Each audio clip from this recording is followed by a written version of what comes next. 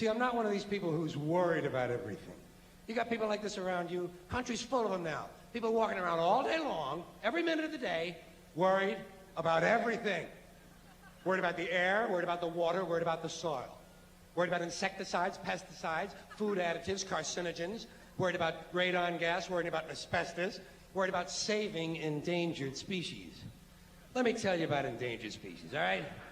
Saving endangered species is just one more arrogant attempt by humans to control nature. It's arrogant meddling. It's what got us in trouble in the first place. Doesn't anybody understand that? Interfering with nature. Over 90%, way over 90% of all the species that have ever lived on this planet, are gone. They're extinct. We didn't kill them all. They just disappeared. That's what nature does. They disappear these days at the rate of 25 a day. And I mean regardless of our behavior. Irrespective of how we act on this planet, 25 species that were here today will be gone tomorrow. Let them go gracefully. Leave nature alone. Haven't we done enough? We're so self-important. So self-important. Everybody's going to save something now. Save the trees, save the bees, save the whales, save those snails. And the greatest arrogance of all, save the planet. What? Are these fucking people kidding me? Save the planet? We don't even know how to take care of ourselves yet. We haven't learned how to care for one another. We're gonna save the fucking planet? I'm getting tired of that shit. Tired of that shit. Tired. I'm tired of fucking Earth Day. I'm tired of these self-righteous environmentalists, these white bourgeois liberals who think the only thing wrong with this country is there aren't enough bicycle paths. People trying to make the world safe for their Volvos. Besides, environmentalists don't give a shit about the planet. They don't care about the planet. Not in the abstract, they don't. Not in the abstract, they don't. You know what they're interested in? A clean place to live.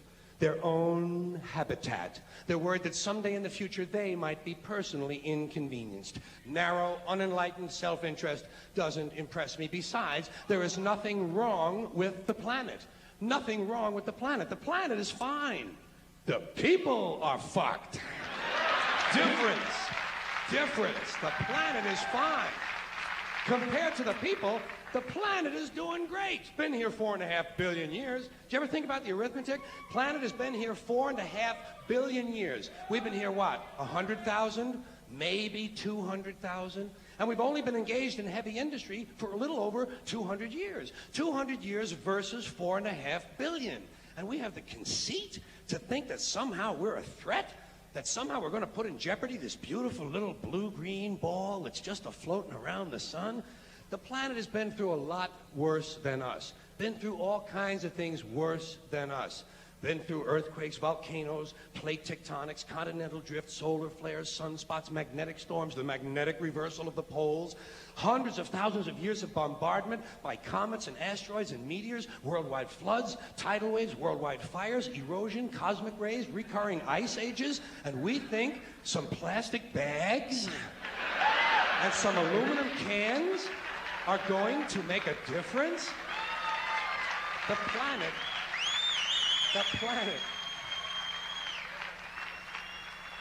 planet isn't going anywhere. We are. We're going away.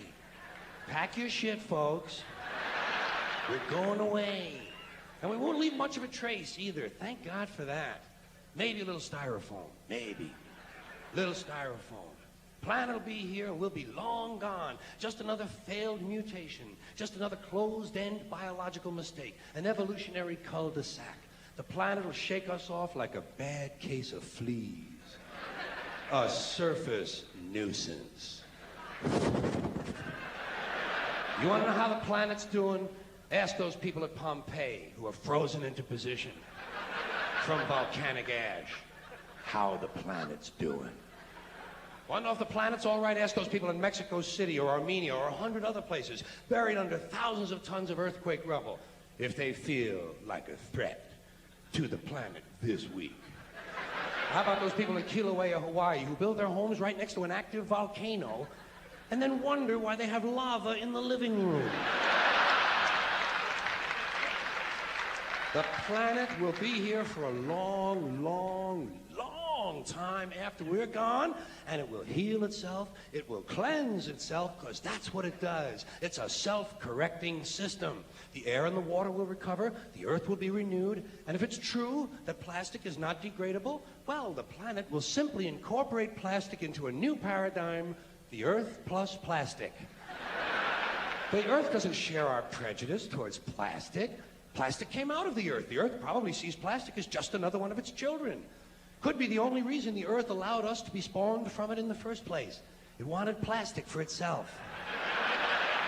Didn't know how to make it. Needed us. Could be the answer to our age-old philosophical question, why are we here? Plastic. Assholes.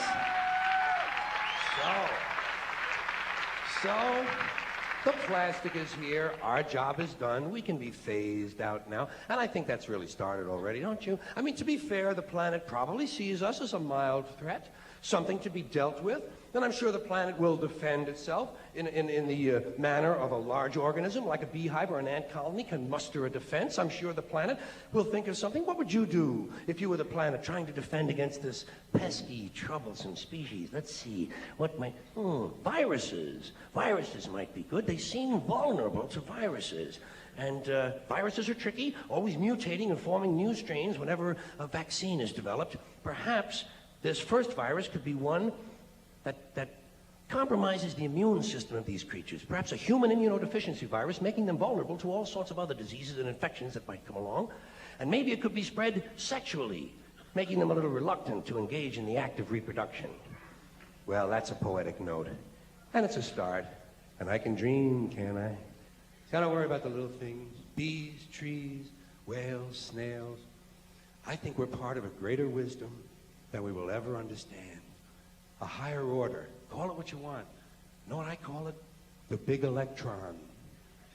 The big electron. Whoa. Whoa. Whoa.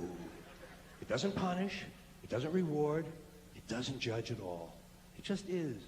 And so are we. For a little while. Thanks for being here with me for a little while tonight. Thank you. Thank you very much. Thank you.